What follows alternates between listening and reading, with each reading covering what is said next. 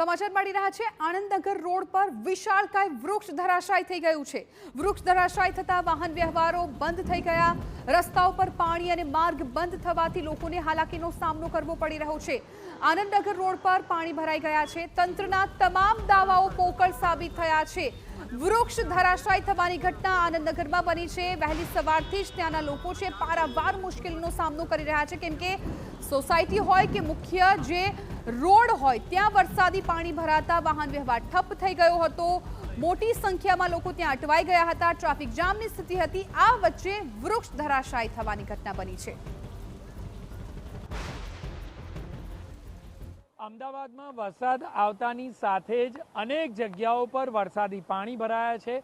આનંદનગરના મુખ્ય માર્ગ પર અમે છીએ કે જ્યાં વરસાદી પાણી તો ભરાયા જ છે, પરંતુ બીજી તરફ જે વિશાળ વૃક્ષ હતું તે ધરાશાયી થયું છે, જેના કારણે સંપૂર્ણપણે વાહન વ્યવહાર ખોરવાયો છે। કોઈ પણ પ્રકારે વાહનો જઈ શકે તે પ્રકારની પરિસ્થિતિ નથી। નોંધપાત્ર બાબત છે કે આખરે યોગ્ય રીતે જો વૃક્ષોનું ટ્રીમિંગ કરવામાં આવતું હોય તો આ પ્રકારની કોઈ પણ પ્રકારની ઘટના ન બને। વૃક્ષો ધરાશાયી થવાની ખૂબ જ ઓછી ઘટનાઓ બને, પરંતુ ગાર્ડન વિભાગ દ્વારા યોગ્ય રીતે વૃક્ષોનું ટ્રીમિંગ કરાતું નથી ચોમાસા પહેલાં। તેના કારણે વિશાળ વૃક્ષો ધરાશાયી થઈ રહ્યા છે। બીજી તરફ વધુ પડતા વરસાદના કારણે આખરે લોકો પણ હેરાન પરેશાન થતા જોવા મળી રહ્યા છે અને વાહન કેવી રીતે હંકાવવું તે મુશ્કેલીમાં વાહન ચાલકો દર ચોમાસામાં ફસાતા હોય છે। કેમેરામેન નટવર પરમાર સાથે જિગ્નેશ પટેલ, TV9। તો આ દ્રશ્યો જુઓ, વાહનોની અત્યારે શું સ્થિતિ છે। પાર્ક કરેલા વાહનો છે એ પણ પાણીમાં ડૂબી ગયા છે। અનેક એવા વિસ્તારો છે કે જ્યાં આ પ્રકારની સ્થિતિ છે, પરંતુ આનંદનગરના દ્રશ્યો અમે સવારથી આપને બતાવી રહ્યા છીએ કે જ્યાં લોકોને અત્યારે કેટલી મુશ્કેલીનો સામનો કરવો પડી રહ્યો છે। વાહન ચાલક તો ઠીક, પરંતુ રિક્ષા ચાલકની સાથે સાથે પેસેન્જરોને પણ આ જગ્યા પર ઉતરી જવાની ફરજ પડી, કારણ કે રિક્ષાની અંદર પણ એટલું પાણી ભરાયેલું જોવા મળી રહ્યું છે કે આખરે રિક્ષા જાય તો કઈ રીતે જાય તે મથામણમાં રિક્ષા ચાલકે પોતાની રિક્ષાને છોડી દીધી। નોંધપાત્ર બાબત છે કે આ વિસ્તારમાં સંપૂર્ણપણે વાહનો બંધ કરી દેવામાં આવ્યા છે। કઈ રીતે આ રસ્તામાંથી પસાર થવું તે સૌથી મોટો પ્રશ્ન બની રહ્યો છે।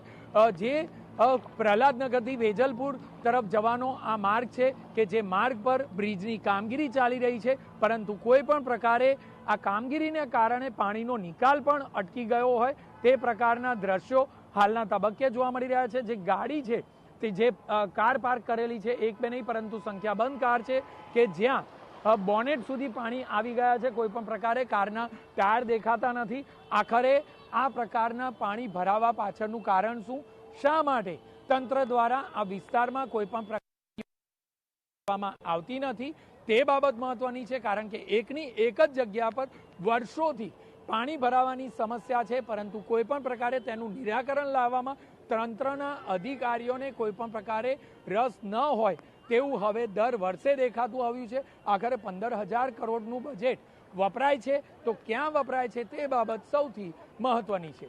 કેમેરામેન નટવર પરમાર સાથે જિગ્નેશ પટેલ, TV9। તો મનપાની પ્રી મોન્સૂનની કામગીરીની જે પોલ ખુલી ગઈ છે, આ દ્રશ્યો પરથી જ આપ અંદાજો લગાવી શકો છો કે અત્યારે કઈ પ્રકારની સ્થિતિ અમદાવાદના રોડ પર જોવા મળી રહી છે, કેમ કે આ એ રસ્તાઓ છે કે જ્યાં હજારો લોકો દિવસ દરમિયાન પસાર થતા હોય છે ને અત્યારે ત્યાં ઊભું રહેવું પણ શક્ય નથી। અમદાવાદમાં વરસાદ આવતાની સાથે જ અનેક જગ્યાઓ પર વરસાદી પાણી ભરાયા છે।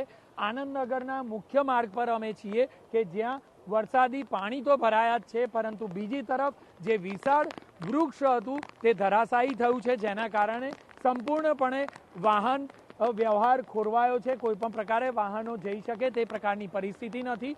નોંધપાત્ર બાબત છે કે આખરે યોગ્ય રીતે જો વૃક્ષોનું